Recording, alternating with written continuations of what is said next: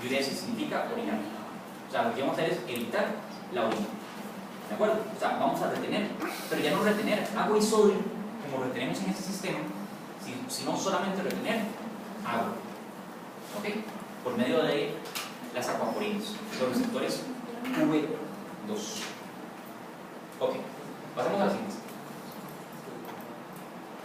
Y este es un resumen de la forma, un poquito más elaborado, de la forma en cómo se libera y la forma en cómo actúa el sistema renal que funciona en el cerebro. ¿Ok? Para que lo tengan ahí en cuenta. Ahora bien, sigamos con la siguiente. Entonces, esta es la última diapositiva. Ya habiendo entendido cómo funciona la autorregulación y ya conociendo cómo funcionan todas esas circunstancias, ahora que lo que les toca a ustedes, recuerden, es repasarlo y buscar los ejemplos que leen en el libro para entender, o sea, cómo se integra todo eso. ¿De acuerdo? Y los ejemplos pueden ser muchos, ¿de acuerdo? O sea, pueden ser ejemplos fisiológicos como pueden ser fisiopatológicos. ¿De acuerdo? Por ejemplo, hagamos un ejemplo ahora aquí. Si por alguna razón me fui a la playa, me deshidraté, ¿de acuerdo? Y tuve una pérdida excesiva de líquido de mi organismo, entonces la sangre se concentró, ¿de acuerdo? Pero la presión arterial decayó. ¿Por qué decayó? Porque disminuyó básicamente mi volemia. ¿De acuerdo? O sea, perdí mucho líquido. Pasé todo el día bajo el sol. Si disminuye la volemia, va a disminuir el contenido de líquido que va a regresar al corazón. O sea, si tengo poco líquido normalmente, o sea, poco líquido va a circular por mi organismo, o sea, poco líquido va a llegar al corazón. Entonces, si mi retorno venoso disminuye, ¿qué componente de todos estos va a disminuir? ¿Quién estaba muy relacionado con el retorno venoso? Por la ley de Frank Starling, ¿se acuerdan? La bomba muscular, la precarga. ¿Ustedes se acuerdan que cuando se favorecía el retorno venoso, tenemos la bomba muscular, ¿se acuerdan? Los soldados ingleses, que entonces favorecía la precarga, y la precarga, ¿se acuerdan? Que era la tensión parietal, ¿verdad? Al final era eso. Muy bien. Entonces, me deshidraté, disminuyó mi volemia y disminuyó la precarga. ¿Qué pasó si disminuyó la precarga? O sea, si poca sangre le llega al corazón, y poca sangre va a poder bombear el corazón. Ustedes simplemente se aprenden este esquema y van siguiendo las flechitas. Si disminuyó la precarga, disminuyó el volumen sistólico. Si disminuyó un volumen sistólico, ¿qué pasó con el gasto cardíaco? ¿Ok? Exactamente, un volumen sistólico disminuyó, pero por minuto, ahora sí, entonces ya estamos hablando del gasto cardíaco, el gasto cardíaco neto también está disminuyendo. Y si disminuyó mi gasto cardíaco, ¿qué le pasó a la presión arterial? También es bajo. Entonces tengo un problema, ¿de acuerdo? Tengo un problema porque mi presión arterial y por ende mi presión arterial media está por el suelo. ¿De acuerdo? En algún momento va a empezar a sufrir el resto de mis órganos. ¿Ok?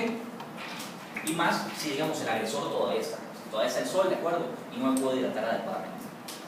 Ahora, entonces, ¿qué hace el cuerpo? El cuerpo entonces tiene que empezar una adecuada, rápida e insistente regulación de ese sistema. Entonces, ¿cuál sistema es el primero en actuar?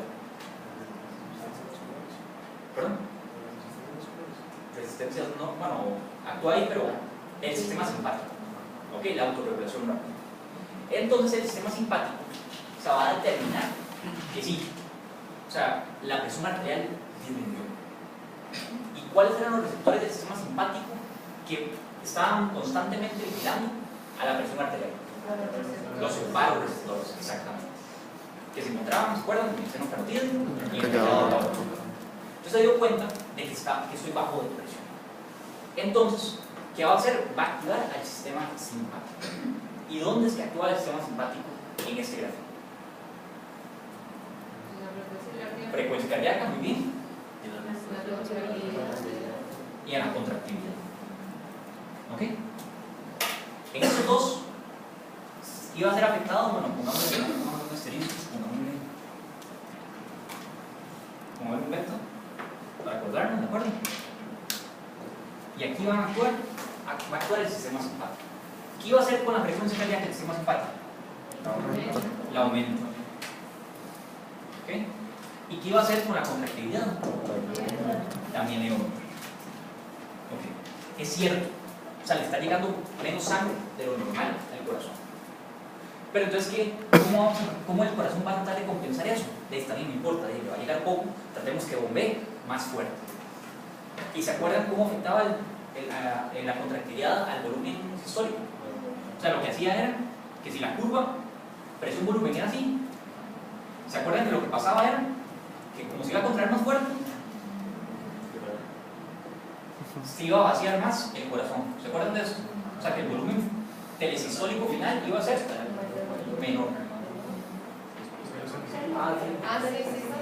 Volumen telesistólico refiere al volumen en el dentro del corazón al final de la sístole. ¿Ok?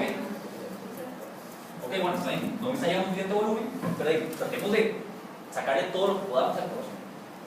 Entonces, con este aumento de la contractilidad, vamos a tratar de aumentar un poquito ese volumen sistólico.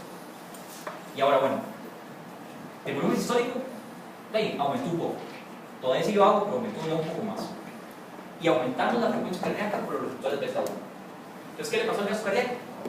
Va aumentando. ¿De acuerdo? ¿Y qué le va a pasar a la presión arterial? Va aumentando un poquito más. Pero acordémonos que el sistema simpático no solamente actuaba a nivel del corazón. ¿Dónde más actuaba? Bueno, sí, o sea, actúa en todos los órganos, pero en el sistema cardiovascular, ¿dónde actuaba más? En los vasos sanguíneos. Exactamente. ¿Y qué hacían los vasos sanguíneos? Producía vasoconstricción. Entonces, por la ley de Coacel, ¿de acuerdo? Y esos receptores alfa 1 que vamos a tener, vamos a aumentar las resistencias vasculares sistémicas. ¿Ok? Y no les dije algo, digamos, ahora que vimos la parte de la regulación simpática, ¿es cierto? Favorece la estimulación de las arterias, ¿de acuerdo? Pero el sistema simpático no solamente se queda a nivel de las arterias, las venas también tienen, ¿de acuerdo? Sus receptores simpáticos. Entonces, ¿qué va a hacer en las venas también? También las contrae. Exactamente. También me aumenta el retorno venoso. ¿Ok? Entonces, aumentamos un poquito la precarga, aumentamos un poco la contractilidad, aumentamos el volumen sistólico, se aumentó la frecuencia cardíaca, se aumentó el gasto cardíaco. Y el gasto cardíaco, con unas resistencias vasculares sistémicas aumentadas, vamos a tratar de estabilizar un poco mi presión arterial. Y entonces, ahora sí, bueno, ya sabemos la parte fisiológica. Entonces, ¿cómo se imaginan que voy a estar? Ok, estoy totalmente deshidratado, ¿verdad? Tengo la boca seca. Ok, ¿cómo estoy? Estoy taquicárdico, okay, soy agitado, tengo, o sea, el corazón está latiendo fuerte y está latiendo rápido. ¿Ok? ¿Qué más está pasando? Okay, aumentaron las resistencias vasculares sistémicas. Ok, se produjo vasoconstricción. ¿Cómo creen que va a estar mi piel? ¿Va a estar roja completamente, digamos, de todo está vasodilatado, ¿de acuerdo? ¿O va a estar pálido? Muy bien. ¿Por qué? Porque se redistribuyó también la sangre. Ok. Entonces, ahí la presión se va manteniendo un poco, ¿verdad? Para que no empiecen a fallar mis órganos. Pero, bueno, el proceso continuo. ¿De acuerdo? O sea, y entonces empezó a actuar